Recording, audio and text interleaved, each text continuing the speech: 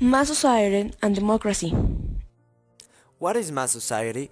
Mass society is any society of the modern era that possesses a much culture and large scale, impersonal social institutions. A mass society is a society in which prosperity and bureaucracy have weakened traditional social ties. Descriptions of society as a mass took form in the 19th century, referring to the rebellion tendencies in the period of the Industrial Revolution that undermined traditional and aristocratic values. In the work of early 19th century political theorists such as Alec de Tocqueville, the term was used in discussions of elite concerns about the shift in the body politic of the Western world pronounced since the French Revolution. Such elite concerns centered in large part on the tyranny of the majority or mob rule. In the late 19th century, in the work of Emile Durkheim, the term was associated with society as a mass of undifferentiated atomistic individuals. In 20th century neo-Marxist accounts, such as those of the Frankfurt School, mass society was linked to a society of alienated individuals held together by a culture industry that served the interests of capitalism. Conservative accountants in the 20th century critique mass society from a different perspective. Jose Ortega y Gasset, for instance, lamented the decline of high culture in mass society. 1820 First Industrial Revolution.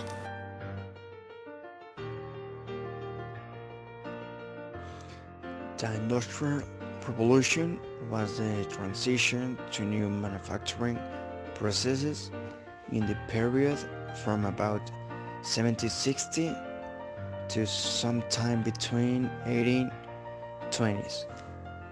This transition included going from a hand production. So, in this industrial revolution, is based in the methods to machines, in the new chemicals, manufacturing and iron production, and the increasing use of steam power, the development of machine tools, and the rise of the factory system. Industrial Revolution was a period of rapid industrial development, mainly in Great Britain, Germany, and the United States, but also in France, the Netherlands, Italy, and Japan. It continued from the first industrial revolution that began in Britain in the late 18th century and then spread throughout Western Europe and North America. It was characterized by the construction of railways, the production of iron and steel on a large scale, the widespread use of machinery in manufacturing, the increasing use of steam energy, the widespread use of the telegraph, the use of oil and mechanics of electrification. It was also the period during which modern methods of organization to operate large-scale enterprises in vast areas were put into use. The concept was presented by Patrick Yates at 1910, but David Lenz's use of the term in 1966 is Lenz and at 203 underlines the importance of new technology, especially the internal combustion engine and oil, new materials and substances including alloys and chemicals, electricity and communication technology, examples such as telegraph, telephone and radio. Beckel and Smith called the period 1867 to 1914 the era of synergy, during which most of the great innovation were the development, unlike the first industrial revolution, dimension and innovation. Engineers and science-based. In the second industrial revolution, things such as chemicals, oil, electricity, and steel emerged. These were transported to the whole world. The social structure was composed like this: the new elite, middle class, and the working class. New elite, industrialists, bankers, merchants, 5% of the population, 40% of the wealth, alliance of the wealth, business, elite, and traditional aristocracy, common bonds, mix of the old aristocracy and newly rich bankers and factory owners. The middle class. This social class saw enormous benefits from the Industrial Revolution. The growth of new business and factories created thousands of new jobs. The middle class itself grew in size as occupations like merchants, shopkeepers, and accountants allowed the working class to lift themselves into higher social strata. As these workers earned more, they were able to take advantage of the newly affordable amenities like furniture and fine clothing, giving themselves a comfortable life.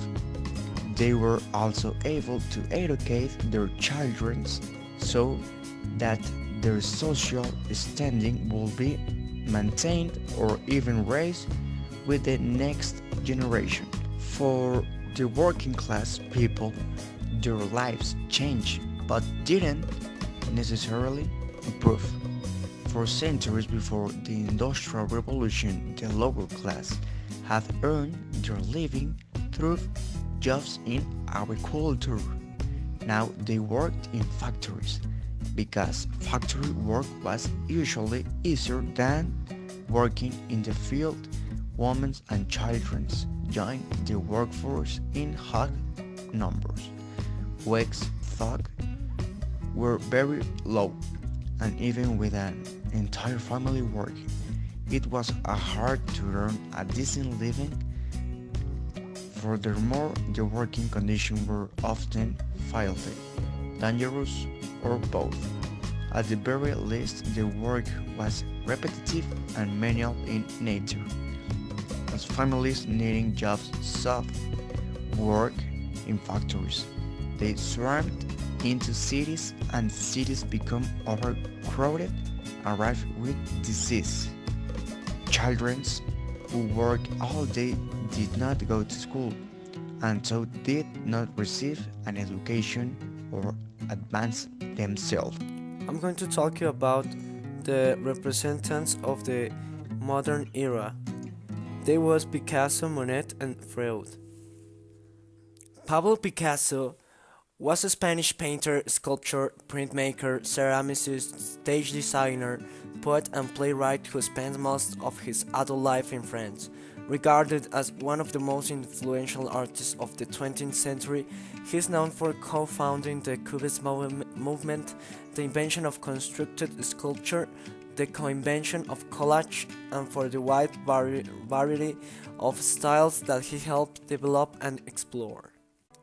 Oscar Claude Monet was a founder of French Impressionist painting and the most consistent and prolific practitioner of the movement's philosophy of expressing one's perceptions before nature, especially as applied to plein-air landscape painting. The term Impressionism is derived from the title of his painting, Impression, which was exhibited in 1874 in the first of the independent exhibitions mounted by Monet and his associates as an alternative to the Salon de Paris. Sigmund Freud was an Austrian neurologist and the founder of psychoanalysis, a clinical method for treating psychopathology through dialogue between a patient and a psychoanalyst. And here I leave you some images and things that Sigmund Freud do in his life.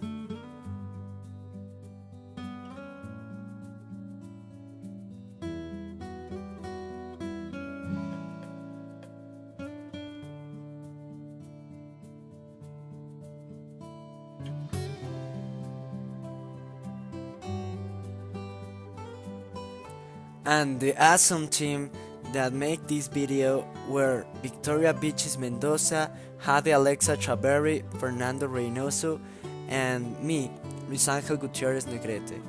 Thank you very much for watching this video.